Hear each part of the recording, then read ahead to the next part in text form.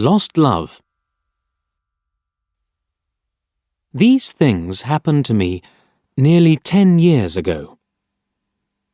I lived in a city, but the city was hot in summer. I wanted to see the country. I wanted to walk in the woods and see green trees.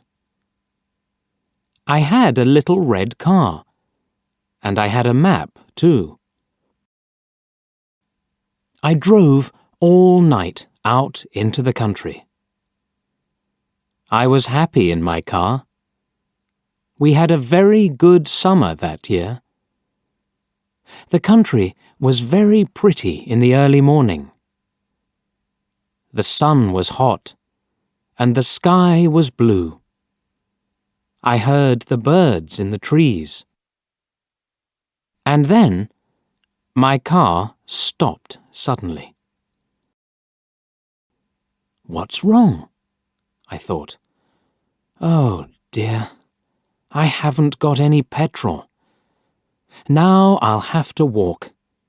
I'll have to find a town and buy some petrol. But where am I? I looked at the map. I wasn't near a town. I was lost in the country. And then I saw the girl. She walked down the road with flowers in her hand. She wore a long dress, and her hair was long too. It was long and black, and it shone in the sun. She was very pretty. I wanted to speak to her, so I got out of the car. "Hello," I said. "I'm lost. Where am I?" She looked afraid, so I spoke quietly. "I haven't got any petrol," I said. "Where can I find some?" Her blue eyes looked at me, and she smiled. She's a very pretty girl, I thought. "I do not know," she said. "Come with me to the village. Perhaps we can help you." I went with her happily, and we walked a long way. There isn't a village on the map, I thought. Perhaps it's a very small village. There was a village, and it was old and pretty. The houses were black and white and very small. There were a lot of animals. The girl stopped at a house and smiled at me. "Come in, please," she said. I went in.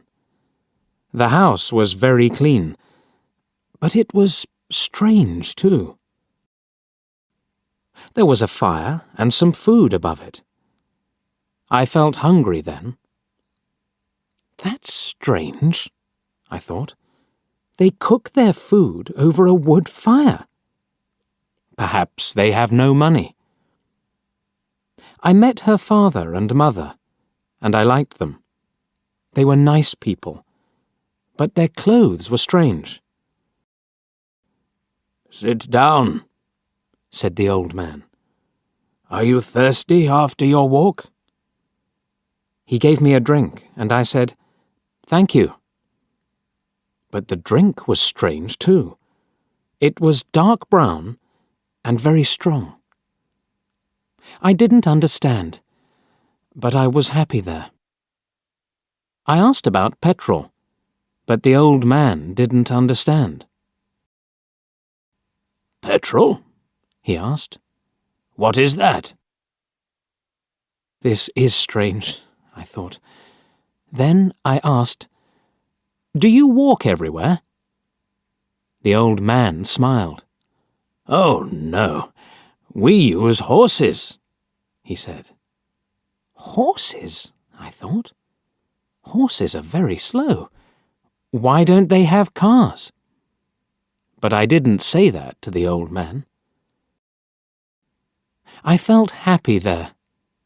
I stayed all day, and I ate dinner with them that evening. Then the girl and I went out into the garden. The girl's name was Mary. "This is nice," she said. "We like having visitors. We do not see many people here." We spoke happily. She was very beautiful. But after a time, she began to talk quietly, and her face was sad. "I cannot tell you," she said. "You are only a visitor here. We have to say goodbye tonight. You have to go now." I didn't understand. I loved her, I knew that, and I wanted to help her. Why did I have to go? But Mary said again in a sad voice, "You have to go. It is dangerous here." So I said, "I'll go to the next town and find some petrol. Then I'll come back." She didn't speak. "I love you, Mary," I said, "and I'll come back to you. You won't stop me." She said goodbye to me at the door. Her face was very sad, and I was sad too. I didn't want to go. It was midnight. The night was very dark, but I walked and walked. I was very tired when I saw the lights of a town. I found some petrol, and then I asked the name of the village. But the man at the garage gave me a strange look. "What village?" he asked. I told him about the village. I told him about the old houses and the people with strange clothes. Again, he gave me a strange look. He thought, and then he said, "There was a village there, but it isn't there now. There are stories about it. Strange stories." "What do people say about it?" I asked. He didn't want to tell me, but then he said, "There was a big fire in the village. Everybody died. There aren't any people or houses there now." "How did it happen?" I asked. "And why?" "Oliver Cromwell killed them," he said.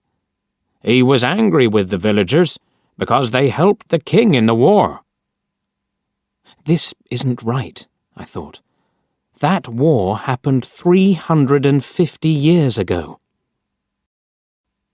Then I remembered the strange clothes, the long hair, the food over the fire, and the old houses. And I remembered, too, about the horses. "But I don't understand," I cried. "I saw the people and the village. I spoke to some people there." The man looked quickly at me, and then he spoke.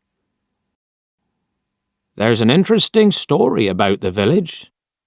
For one day, every 10 years, it lives again. But only for one day. Then it goes away again for another 10 years.